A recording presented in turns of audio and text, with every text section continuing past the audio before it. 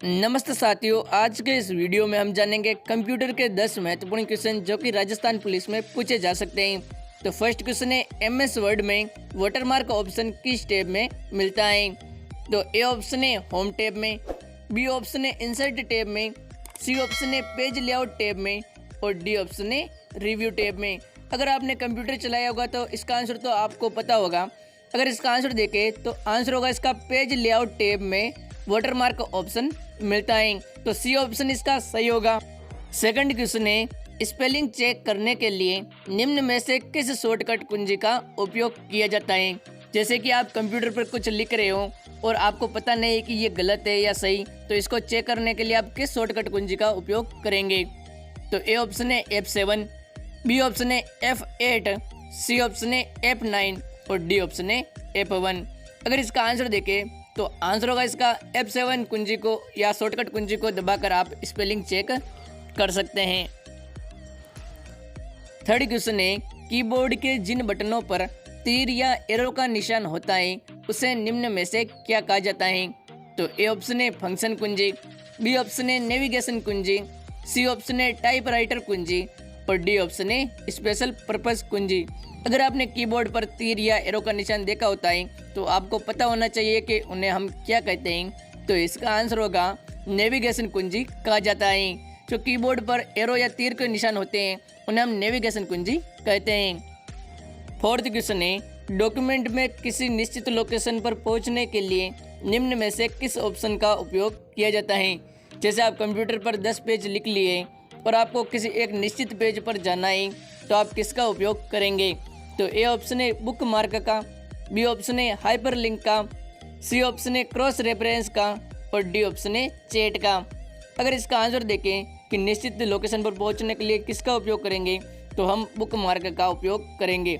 Book mark का उपयोग करने से आप किसी भी निश्चित लोकेशन पर पहुंच सकते हो। 5 क्वेश्चन है, एमएस वर्ड में फाइल निम्न में से क्या कहलाती हैं? तो ए ऑप्शन है डॉक्यूमेंट, बी ऑप्शन है सीट, सी ऑप्शन है स्लाइड और डी ऑप्शन है पेजेस। अगर इसका आंसर देखें कि जो एमएस वर्ड में जो फाइलें बनती है उन्हें हम किस नाम से जानते हैं, तो इसका आंसर होगा डॉक्यूमेंट के नाम से हम जानते हैं। जो भी फाइलें बनती है उन्हें हम डॉक्यूमेंट कहते हैं। 6 क्वेश्चन है, एमएस पावर पॉइंट में अधिकतम जूम कितने प्रतिशत तक हो सकता है? जो एमएस पावर पॉइंट होता है अगर हम उसमें जूम करना चाहें तो हम कितने प्रतिशत तक कर सकते हैं? तो ए ऑप्शन है 100% तक, बी ऑप्शन है 200% तक, सी ऑप्शन है 400% तक और डी ऑप्शन है 500% तक। तो अगर इसका आंसर देखें तो आंसर होगा इसका 400% तक हम एमएस पावर पॉइंट में जूम कर सकते हैं। 7th क्वेश्चन है, हैकिंग और कंप्यूटर अपराध किस प्रकार की धारा से संबंधित है? अगर आपका कंप्यूटर कोई हैक कर देता है तो आप किस धारा के तहत उस पर कार्रवाई कर सकते हो? ए ऑप्शन है सेक्शन 65 के तहत, बी ऑप्शन है सेक्शन 66 के तहत, सी ऑप्शन है सेक्शन 43 के तहत और डी ऑप्शन है सेक्शन 67 के तहत। अगर इसका आंसर देखें तो ये बहुत ही महत्वपूर्ण है और इसका आंसर देखें तो आंसर होगा इसका सेक्शन 66 के तहत। अगर आपका कंप्यूटर कोई हैक कर देता है तो आप धारा लगा सकते हो। 8 क्वेश्चन है, एमएस पावर पॉइंट 2010 की फाइल का डिफ़ॉल्ट एक्सटेंशन निम्न में से क्या होता है? तो ए ऑप्शन है .ppt, बी ऑप्शन है .pptx, सी ऑप्शन है .pps और डी ऑप्शन है .ppsx।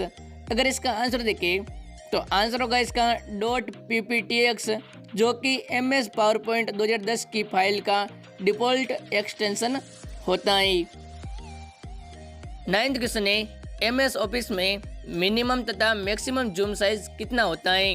तो मिनिमम का मतलब होता है कम से कम और मैक्सिमम का मतलब होता है ज़्यादा से ज़्यादा कितना जूम हो सकता है।